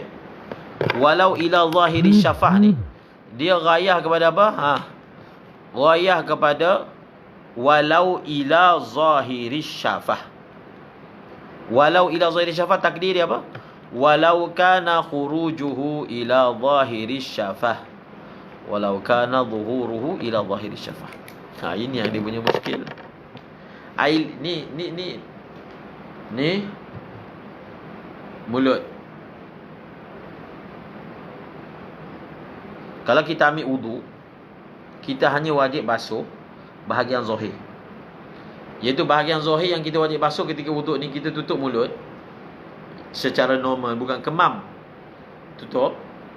Bahagian yang zahir ni, itu sahaja yang kita wajib kenakan air ketika wudu. Ni belakang bibir ni tak wajib kena air sebab dia dah dikira batin. Itu yang batin tadi kan. Dia dah dikira batin.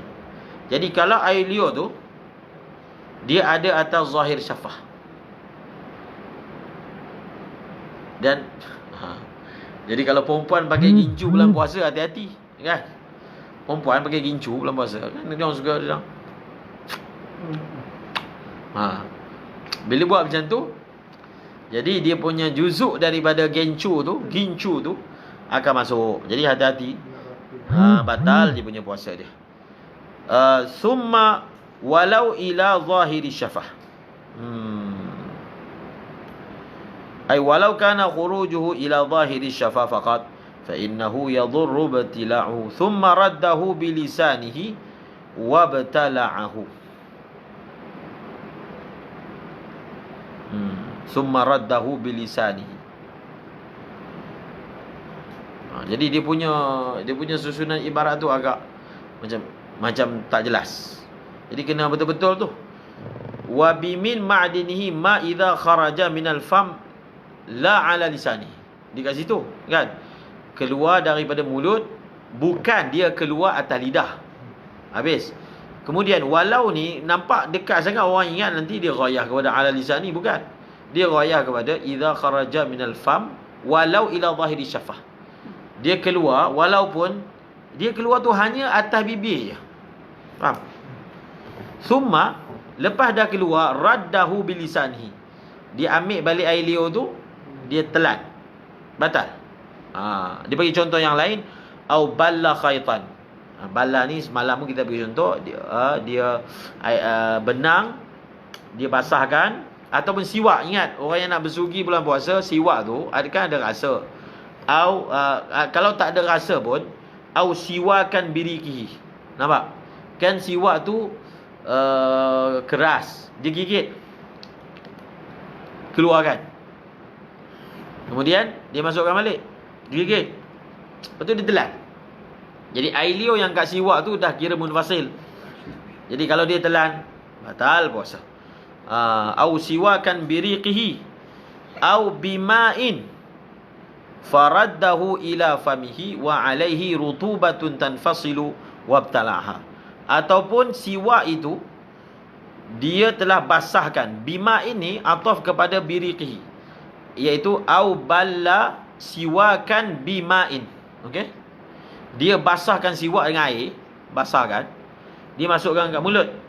Faraddahu, faraddahu ni kembali kepada dua-dua. Faraddahu kembali kepada ma dzukira minal khayti wal wasiwak. Maksudnya benang tu dibasahkan dengan air liur, kemudian benang tu basah, kemudian dimasukkan balik dalam mulut dia.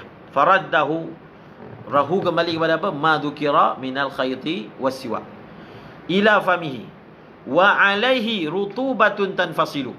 Di atas siwak tadi atau di atas benang tadi ada basah yang berpisah daripada benang tu sehingga dia telan.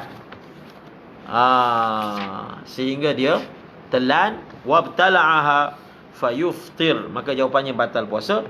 Bi khilafi ma law lam yakun 'alal khayti ma yanfasilu liqilati. Tapi kalau benang tu kecil sangat, walaupun dia keluarkan, dia masuk balik, dah tak ada dah baki apa? Air liur tadi, maka tak batal puasa. Sama ada kerana apa? Kerana terlalu sedikit, atau dia dah perah awli asri, ataupun dah kering. Dia keluarkan benang tu, masukkan balik, dah kering, maka tak batal. Fa innahu la yadurru ka athari, seperti kesan air kumur-kumur ni. Nak habis dah ni. Air kumur-kumur. Satu orang dia kumur-kumur, kemudian ada kesan air kan, ada baki air dalam mulut dia. Kalau kita telan air kumur-kumur tu, tak batal. Kesan bukan air kumur-kumur.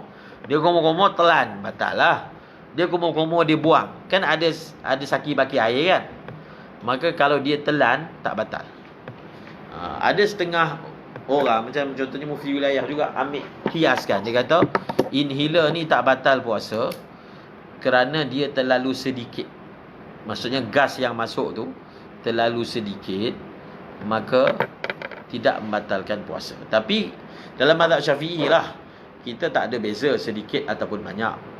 Di sini dia ni dimaafkan bukan kerana dia sedikit. Kalau sedikit, semua benda yang sedikit dimaafkan lah. Betul tak? Betul tak? Ramai yang ilham masalah.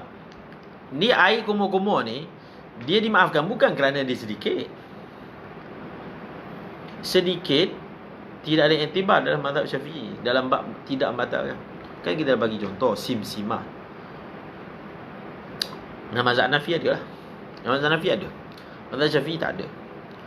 Dia ada special case untuk masalah air kumur-kumur ni. Special case. Yang mana dia punya ciri tu tak ada pada yang lain, sehingga ada upaya untuk diilhakkan. Seperti kesan daripada air kumur-kumur. Wa'in, dia punya rayah dia, walaupun kita boleh buang masuk ludah-ludah sampai dah tak ada rasa air dah, tetap kalau kita telan dalam keadaan kita mampu buang, tetap tak apa. Wa'in amkana majuhu, walaupun dia boleh nak buang, li'usri taharruzi anhu, kerana payah nak elakkan daripadanya. Fala yukallafu, maka tidak ditaklifkan tanshifal fam anhu. Dia nak kena, maksudnya lepas dia kumur-kumur, dia ambil kain, dia apa? Dia tanshif, dia lap. Ambil kain, lap, masukkan dalam mulut, nak buang tu. Tak perlu. Dia tidak ditaklifkan setara itu. Kalau kita kata li'usri taharruzi anhu, kan? Kalau kita ambil begitu, adakah itu elak dia? Tu kena check betul-betul tu. Dia punya sebab dia. Sebab kumur-kumur ni benda yang ibadat, benda yang memang kena buat sepanjang hari, kan? Kumur-kumur, bila nak wuduk kena kumur-kumur. Dalil menelan baki air kumur-kumur tu memang hanya semata-mata macam tadilah, hanya menggunakan kaedah li'usri taharruzi. Sebab kalau itu dijadikan kaedah, dia akan jadi apa sahaja benda yang payah nak elak, kan? Ini dia memang jadi lain. Kalau masalah darah gusi dengan masalah makanan mabsur, kan tadi kita kata dia kan memang satu juzuk daripada shaim. Tapi yang ni memang benda asing. Air Dia masukkan, kemudian ada baki. Cuma zahirnya dia punya perbezaannya, iaitu dia adalah athar madmadah, yang mana madmadah ini adalah benda yang dituntut dalam ibadat. Jadi kat situ dia punya wajah yang membezakan daripada benda-benda yang lain zahirnya. Jadi so kita kena cari lagi apakah ni. Sebab masa saya mengajar di Sarawak tu, dia ada elan. Sebab dia kata sembahyang tarawih kan. Kalau sembahyang tarawih, satu orang dia kata dalam masjid ni hanya boleh minum air kosong, tak boleh minum air warna. Sebab kalau kita sembahyang tarawih kan ada air kat depan. Jadi kalau kita minum, kan ada bekas-bekas air tu, kita takbir. Air tu boleh tak kita telan? Bekas daripada air minum. Dia kata tak apa. Kalau air kosong tak apa. Kalau air 100 plus ke tak boleh. Jadi saya cakap, saya tak pernah dengar lah tafriq macam tu. Kan? Dia masalah asarul madmadah ni, kita juga boleh ambil untuk masalah semayang. Kita ambil wudu, ke mulut kita ni ada kesan air kumuh-kumuh. Kalau tengah semayang tu kita telan, tak batal semayang. Ingat tak kaedah? Perkara yang membatalkan puasa, batalkan semayang. Ke dalam surah ni puasa tak batal kan? Maka dia telan atharu ma'il madmadah ketika solat pun tidak. Tapi tak boleh lah. Jadi ada orang faham, dia kata sebab apa asal madmadah tu dimaafkan? Sebab dia air kosong. Jadi dia ambil umum. Kalau dia minum air kosong, ada baki-baki air kosong tu, kalau dia telan, tak batal. Tak boleh. Kalau boleh, dia akan jadi macam ni. Sebelum subuh, dia sempat minum air kosong. Lepas tu azan. Jadi adalah atas lidah dia tu saki baki air minum. Maka adakah dimaafkan? Zahirnya tak, kan? Sebab masalah ni atharu ma'il madmadah khas. Masalah apa? Atharu ma'il madmadah. Begitu zahir setakat ni lah. Tapi perlu dilihat lagi. Ada kitab lain yang meletakkan ilat lain selain daripada di usri at-taharruzi anhu. Wallahu a'lam bissawab. Wah, ini kita habis pukul 11. Jangan risau, PKP dilanjutkan sehingga 14 April. 14 April. Betapalah rumah.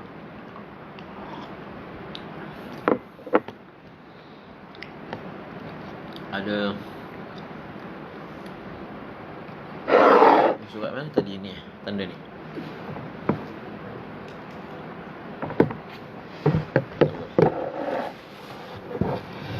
Ada soalan yang munasabah.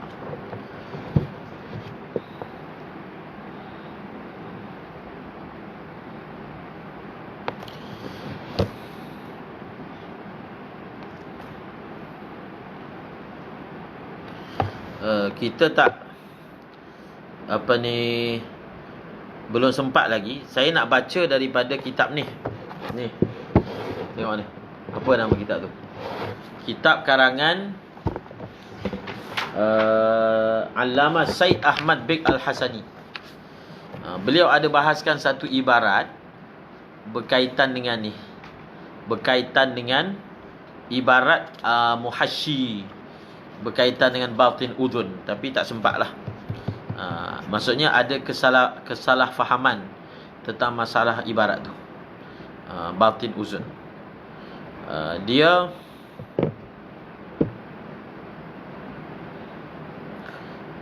tadi ada soalan berkaitan dengan celak. Dia celak ni, celak ini, kalau bercelak ketika bulan puasa ni hendaklah dielakkan. Sebab ada ulama' mengatakan sebagai mazhab Maliki, kalau satu orang bercelak batal puasa, sebab dia masuk ke dalam rongga. Tapi dalam mazhab Syafi'i bercelak tak batal puasa. Sebab apa? Walaupun dia masuk dalam rongga, walaupun memang ain yang masuk, dia tak cukup syarat apa? Tak cukup syarat, dia bukan masuk melalui rongga terbuka. So kita fuqaha tidak menganggap mata ini rongga terbuka, sehingga dia punya ghayah celak ni, dalam kita kata wa in wajada ta'mahu fi halqihi, walaupun rasa celak tu dia rasa dekat rengkung dia, tetap tak batal puasa. Tu dia punya ghayah dia. Sebab celak kalau kita pakai, dia akan ada dekat dekat air liur. Jadi hitam kan air liur kan. Wa in wajada ta'mahu fi halqihi, tetap hukumnya tidak membatalkan puasa. Tapi hendaklah dielakkan memakai celak pada waktu siang, kerana ada mazhab seperti Maliki yang menghukum tak boleh pakai celak, dan menganggap kawasan ini juga dikira sebagai rongga yang bermasalah.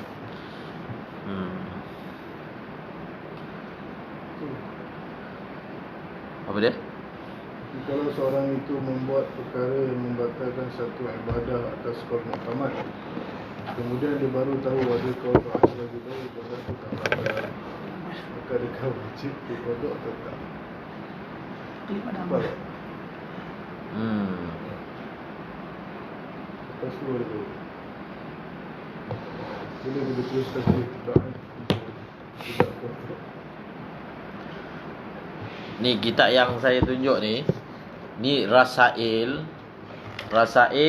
Majmu' fihi muallafat Al-Allamah Sayyid Ahmad Bik Al-Husaini. Beliau ni muhakkik kepada, dipanggil muhakkik yang mutaakhirin, kurun ke-19, ulama Mesir. Beliau ini ada buat syarah kepada kitab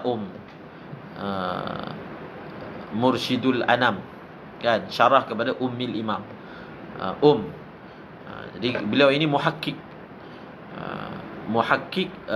generasi mutaakhirin, yang terakhir lah muhakkik beliau ni, di samping Muhammad bin Sulaiman Al-Kurdi.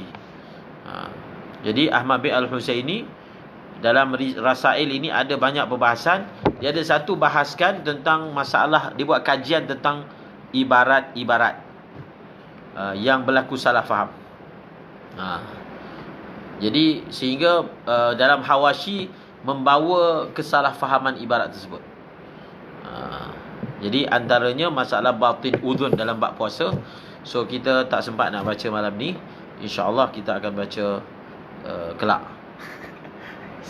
pada masa yang diizinkan oleh Allah Ta'ala. Kelak lah. Kelak tu bila yang diizinkan, bukan malam ni lah.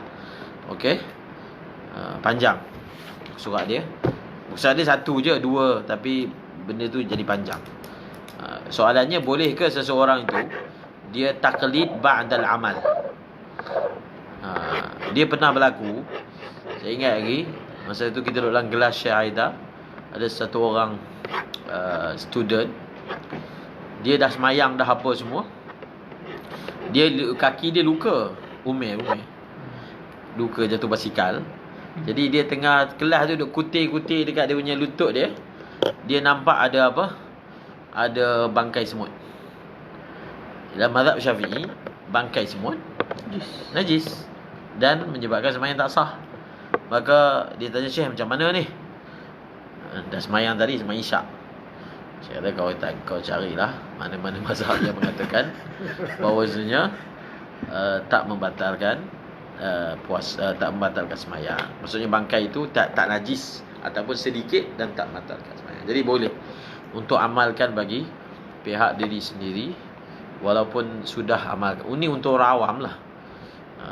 Untuk orang awam. Ulama pun dikira awam juga kan. Selagi belum mujtahid dikira awam.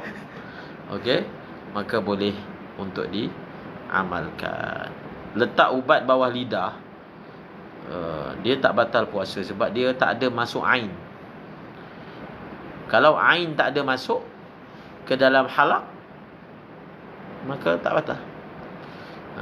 Yang saya dengar ubat jantung tu lah yang letak bawah lidah tu, dia tak ada ain yang masuk. Tak ada ain yang masuk, maka kalau tak ada ain yang masuk, hukumnya tidak membatalkan puasa. Okey, Zulfadli Afandi Zulkarnain. Dia masalah ubat gigi. Perbahasan tu kita akan baca daripada ibarat seterusnya, iaitu, dan kita juga boleh masukkan masalah tadi. Jadi kalau dia berus gigi kan, nampak tak? Dia sengaja memasukkan apa?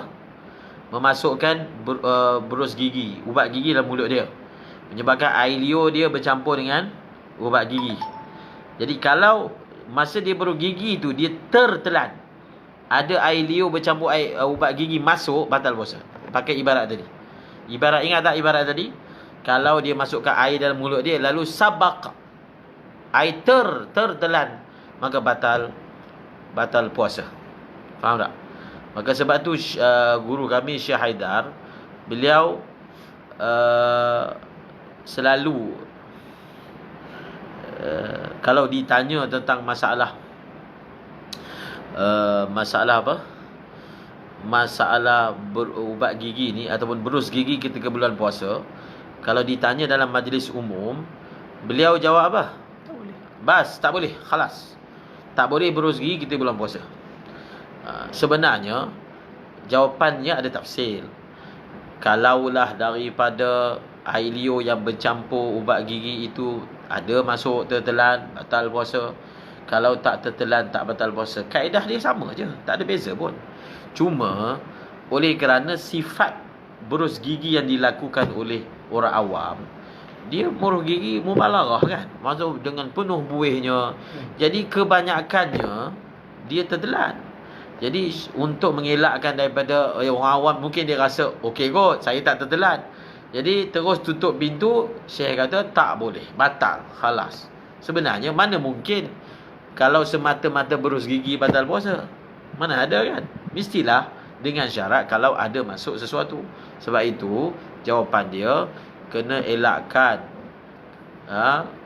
kecuali kalau dia dapat berus gigi dengan minima. Dia guna, tak payah pakai ubat contohnya, atau pakai ubat yang sikit dan dia begitu ihtiyat. Jadi Ustaz Fadli memang dia larang keras tu sebab itu fatwa gurunya Syekh Haidar Hasan. Memang begitu, ma'ruf. Jadi kena faham tu. Itu dipanggil ulama. Dia walaupun hukumnya ada tafsir, tapi kadang-kadang kita tak jawab tafsir tu sebab kita tahu keadaan ataupun fenomena yang berlaku itu biasanya orang tak jaga. Jadi kita cakap kalau nak beruh gigi bulan puasa sebelum subuh, khalas. Ustaz tak apa lepas subuh. Orang awam kena buat sebelum subuh sebab orang awam dia tak jaga. Begitu dia punya kaedahnya. Dia masalah inhaler ni soalan lazim setiap tahun. Setiap tahun berbangkit masalah inhaler kan. Jadi untuk menyelesaikan masalah inhaler, saya dah sebut tadi, kita kena letak asas masalah tu kepada adakah inhaler tu menghasilkan ain ataupun tidak. Dia ada ain ke bukan ain? Untuk tahu dia ada ain ataupun tak ada ain, itu kena tanya doktor. Sebenarnya kita pun boleh tengok kan. Saya pun selalu juga kita duk test inhaler ni dia ada ain ke tak ada. Jadi bila kita pump dekat tangan kita, dia benda tu cepat sangat hilang. Dia nampak tu macam percikan kan, tapi dia kan gas kan. Bila kita kocak inhaler tu, dia ada bunyi.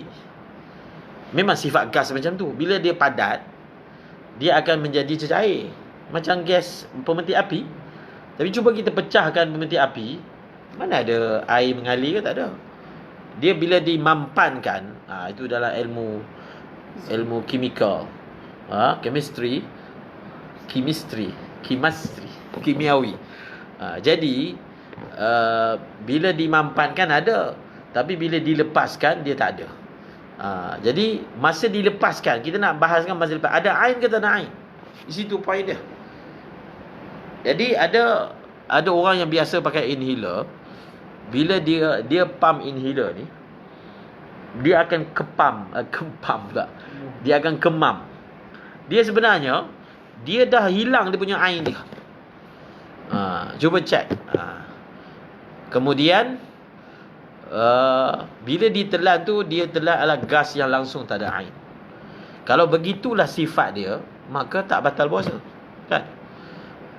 Jadi dia punya masalah ni sepatutnya, kalau kita nak cakap mazhab Syafi'i lah, kita kena selesaikan dulu. Kalau dalam kitab fiqh hukumnya jelas. Kalau ada ain batal puasa, tak ada ain tak batal, itu je kan. Soalannya ada ain ke tak ada ain? Ada ain tak ada ain, itu bukan jawapan fiqh. Itu tanya doktor kan. Ain ke tak ada ain, itu jawapan doktor. Batal puasa ataupun tak batal puasa. Okey.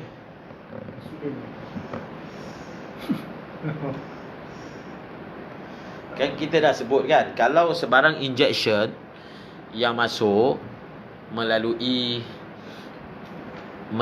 otot ataupun injection yang masuk melalui urat tidak membatalkan puasa. Okey. InsyaAllah bersama dengan tu kita akan baca daripada fatwa lain lah, macam fiqh Islami. Sekarang ni kita tengah belajar mazhab Imam Syafi'i, tapi memang bagus kita tahu juga fatwa-fatwa yang lain yang boleh diamalkan pada keadaan-keadaan yang tertentu. Kalau ditanya atas mazhab Syafi'i, jawapannya macam saya sebutlah. Yang batal, batal lah. Yang tak batal, tak batal. Jadi, kalau seorang itu ingin mengambil rukhsah tertentu, maka ada. Selagi mana dia dalam mazhab yang muktabar, maka dia boleh amalkan untuk dirinya sendiri. Okay, last.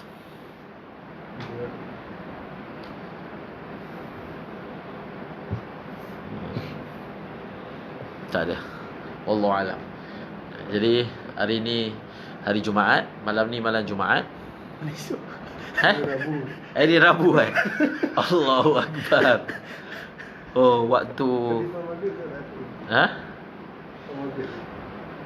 jadi waktu ni hari pun dah lupa dah. Saya dah ingat malam ni malam Jumaat kan? Oh, rupanya hari ni malam Khamis. Allah Ta'ala. Jadi kita semua doa kepada Allah Subhanahu Wa Ta'ala supaya dilepaskan masalah yang kita hadapi ni. Supaya kita dapat menghadapi Ramadan dengan baik. Sekiranya ada makar-makar tertentu, maka kita banyak baca Allahumma inna naj'aluka fi nuhurihim wa na'udzubika min syururihim. Dia sebenarnya hari-hari kuarantin ni setiap hari malam Jumaat.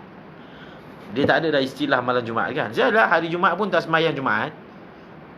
Hari Jumaat pun sembahyang Jumaat pun tak buat. Jadi hari-hari ni setiap hari Jumaat. Wallahu a'lam bissawab. Subhanallah bi subhanallah. Asyhadu an la ilaha illa anta astaghfiruka wa atubu ilaik.